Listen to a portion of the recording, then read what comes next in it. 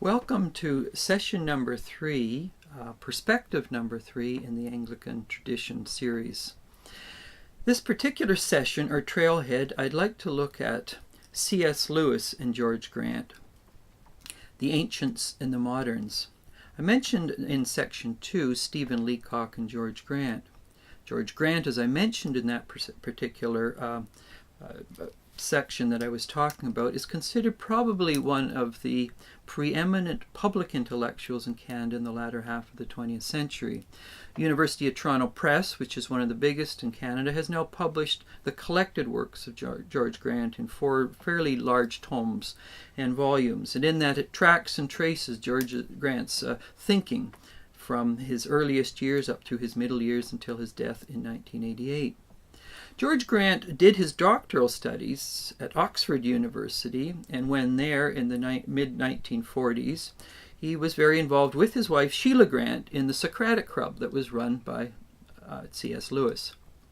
In session 2 of this series, I looked at C.S. Lewis and T.S. Eliot.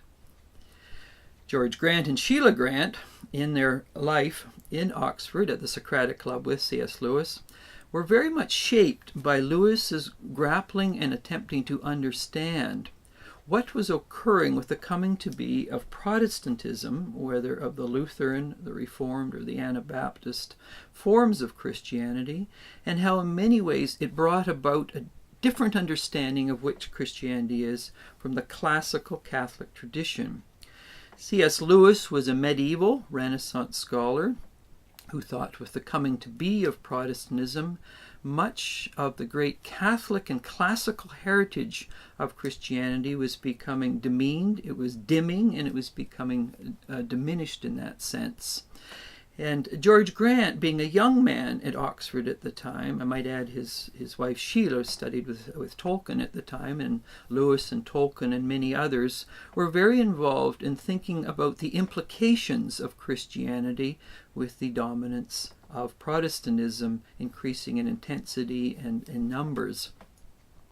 C.S. Lewis, in attempting to articulate that great classical vision of faith that the fathers of the church understood, that worked itself out in medieval culture and the Renaissance, saw that with the coming to be of Protestantism, the church was fragmenting more and more and more, as each individual, all being equal, used their liberty to interpret the Bible as they see fit.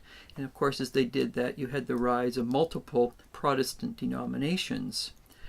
How is this particular approach to the Bible and faith different from the Catholic perspective that C.S. Lewis attempted to articulate, committed himself to, and then passed on to someone like George Grant? In many ways, George Grant is the C.S. Lewis of Canada, and anyone who wants to understand George Grant's role in Canada, both as a philosopher, as a theologian, as a committed member of the Anglican Church of Canada, and his public witness in terms of calling the Anglican Church of Canada to be engaged in the large issues, has to understand the formative influence of C.S. Lewis on his life. I remember talking with Sheila Grant, George Grant's wife, a couple of years before she died, and she mentioned very clearly that when they were at Oxford in the Socratic Club, George was very influenced by the publication of C.S. Lewis's The Abolition of Man.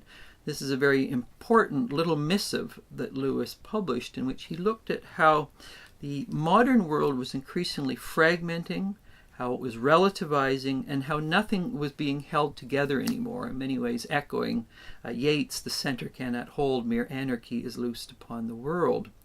The question that underlay Lewis and Grant's thinking is what holds anything together anymore?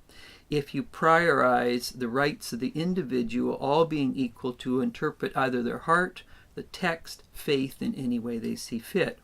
And at the heart of the clash between the ancients and the moderns is really the clash between where does authority lie.